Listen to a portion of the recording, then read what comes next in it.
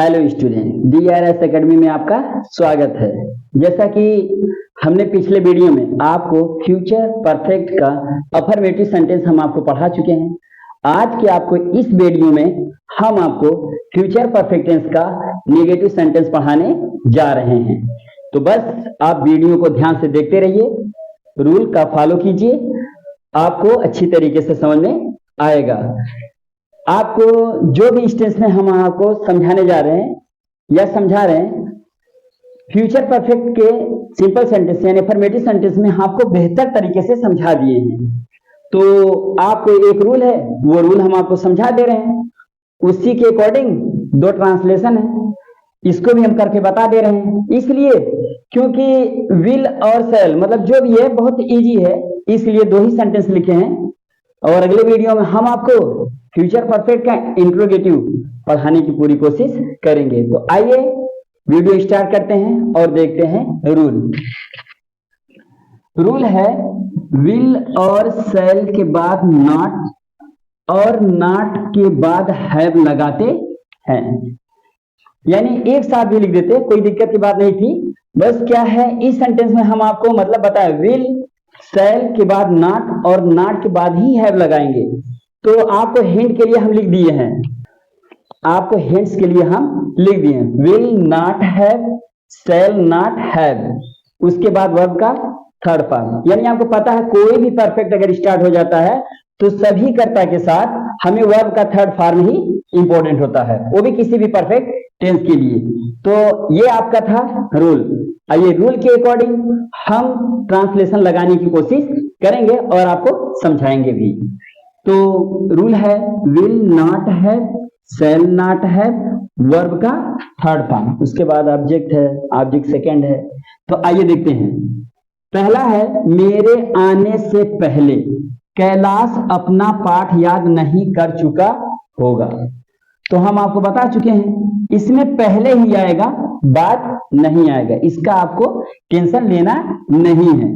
तो ये वाला सेंटेंस हमारा किसमें होगा, फ्यूचर परफेक्ट टेंस में, और बाकी का जो बच गया है वो प्रेजेंट इंडेफिनिट टेंस में होगा। बस आप इतना ध्यान दीजिए। आइए टेंस लगाते हैं। कैलाश अपना पाठ याद नहीं कर चुका होगा, तो लिखिए कैलाश हो गया, कैलाश के साथ विल लगेगा। निगेटिव सेंटेंस है, यानी बता देते हैं, एक ही बार बता देते हैं, ये फ्यूचर परफेक्ट में हम निगेटिव सेंटेंस में करेंगे। अब लगाइए कैलाश विल, सहायक क्रिया के बाद नॉट, नॉट के बाद आप हैव लगाइए, हो गया Kailash will not have, have हो गया। हैव के बाद क्या लगाएंगे, याद करने का थर्ड फॉर्म लगा दीजिए, लर्न, क्या है अपना पाठ, हिज लेसन, हो गया। अब है पहले, यानी मेरे आने से पहले, पहले का अंग्रेजी लगाइए बिफोर, और लास्ट का सेंटेंस लगेगा प्रेजेंट इंडेफिनिट टेंस में, बिफोर आई कम, हो गया।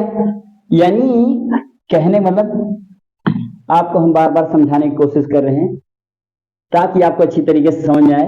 देखिए हम लगाएंगे पहले है तो कैलाश अपना पाठ याद नहीं कर चुकेगा, ये हमारा फ्यूचर परफेक्ट में है, तो फ्यूचर परफेक्ट उठा के रख दिए, कैलाश विल नॉट हैव, याद करने हैं, लर्नड हिज लेसन।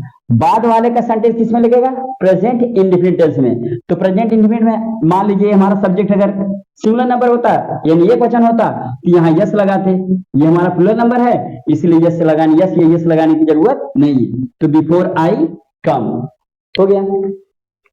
आइए पिताजी के ऑफिस जाने से पहले मैं किताब नहीं खरीद चुका हूंगा।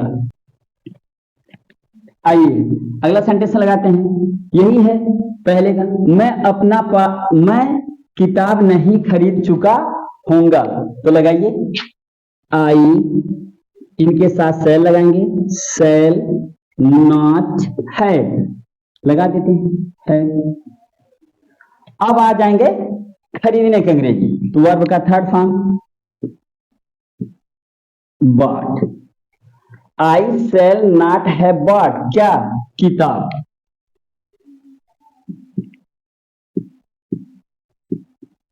बुक हो गया। अब बता है पिताजी के ऑफिस। अब कहने का मतलब यह है कि पहले है पिताजी हमारा क्या है? बहुवचन है, बहुवचन है, एक वचन है। तो पिताजी हमारे क्या है? एक वचन है। तो पिताजी एक वचन है, एक वचन के साथ प्रेजेंट टेंस का पूरा रूल फॉलो होगा। लगाएंगे बिफोर दी फादर, एक वचन में है, क्रिया में yes yes, goes to the office. अब आपका सेंटेंस पूरी तरीके से कंप्लीट हो गया है।